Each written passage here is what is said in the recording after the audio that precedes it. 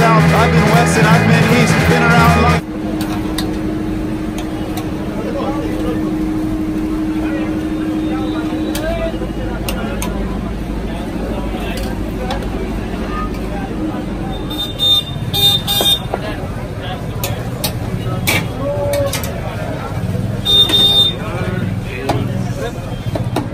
Hi guys, I'm in Old Delhi and I'm outside a very famous Jalebi wala shop. So Jalebi, if you see, is an Indian snack which is made of maida, which is deep fried in ghee, which is clarified butter. Then they put in the sugar syrup, as we already saw behind, as you can see. And then comes the final product, which is this. Let's take a bite. Crunchy. Lot of sweetness in it. The white thing you see, that's rabdi.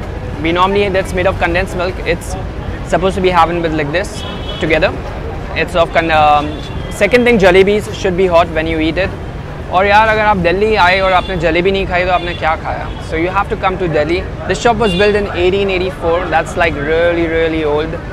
So जिसका, if you don't have a sweet tooth, try it out. If you have one, you'll love it. Come to my India and have jalebi. Thank you.